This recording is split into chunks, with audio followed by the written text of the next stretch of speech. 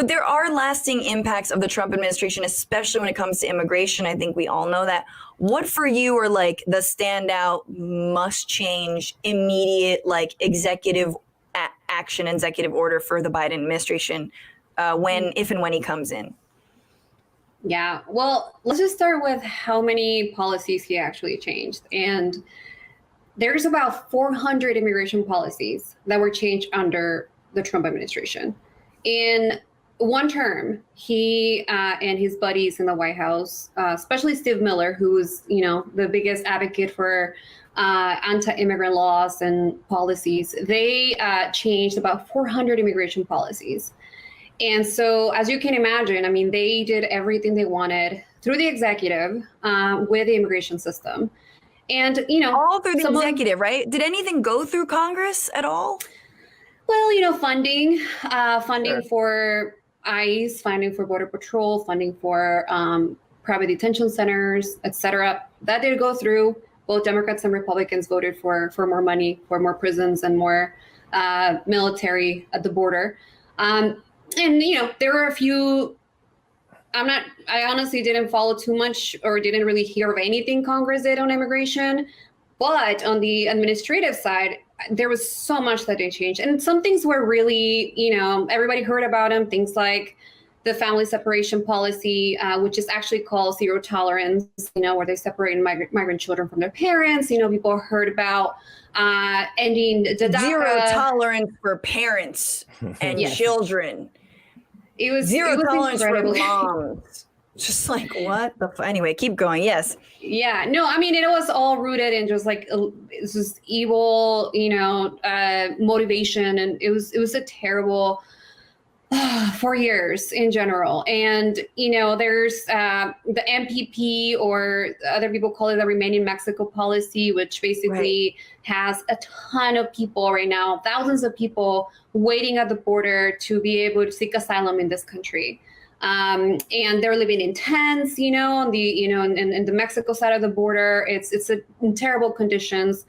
And just, those are just to name a few. But, as I mentioned, there were hundreds of them that we saw and that we felt every single day at Raíces, just hearing not just new policies, but also policies that were actually started under the Obama administration that were strengthened and made worse by the Trump administration, right? And things like enforcement, detention centers, deportations, raids, all of that basically became worse under this administration. Yeah, absolutely. And now there is this like breath of fresh air, this moment and some respite, some relief. I think I have, spoken to Marisa Franco from Mi Gente about like what it would mean if this keeps going. And also just the ways that in the last 4 years, the Latinx community has been completely galvanized to really get involved in electoral politics and really came out hard, even not necessarily for Biden, but just against Trump. And that's barely made it, but it was enough. So now with this Biden administration, one thing he has said he will do is to launch an actual investigative team unit, something to find the parents of the 545 to 600 plus children who were separated from their parents. Yes, we need that.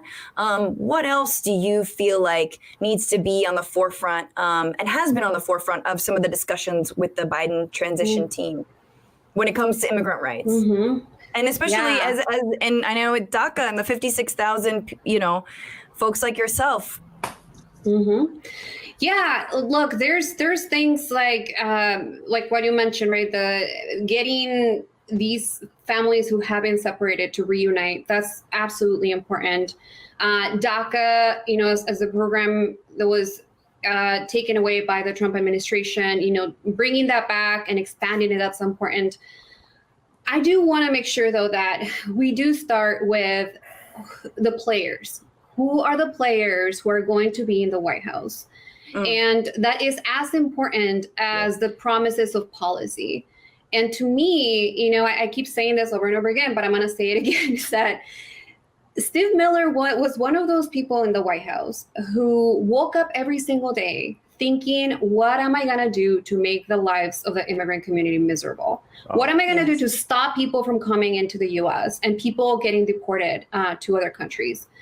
We need somebody who's the exact opposite of Steve Miller to be in the White House. Not someone who's going to be thinking since the get-go, how am I going to please all the Republicans, and do all this, expand detention and expand deportations and do all these things so I can please Republicans to get something through Congress. We don't need that type of advocate in the White House. We need people who wake up every day thinking, what am I going to do to make the lives of the immigrant community in this country and people who are, wanting or seeking asylum much better. So that's the first thing that we need to who is the literal opposite of Stephen Miller?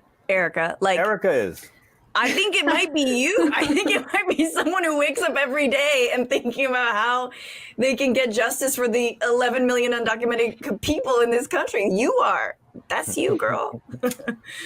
Let's put it on the record. I'm not seeking a job right now. I'm not with looking. the Biden administration, but I'm not looking. But I think there's so many people in this movement, in the immigrant rights movement, whom are not just policy experts, because we don't just need policy experts, right? We need people, again, who have the passion to advocate inside of the Biden administration for many issues, right? For many issues. But speaking on immigration, I think that the biggest challenge that we had under Obama was that, unfortunately, he had a lot of people in his team whom first didn't understand immigration, and two, who were ready to compromise as soon as he started his presidency, right? Right. So that's a dangerous thing to do. And of course, we got to do everything that was harmful under the Trump administration. But also, let's think about, what else can we do through the executive action to do, to make the lives of immigrants better. And of course, we're going to push Congress, but we can walk and chew gum at the same time, right? Let's push Congress to make sure that we get a path to citizenship, that we have, as much protection and permanent protection for the undocumented community. Right. And also, let's make sure that we're dismantling the immigration and deportation machine, and that we are creating other things like DACA and TPS and those kinds of policies to broaden them for more people who are in this country undocumented.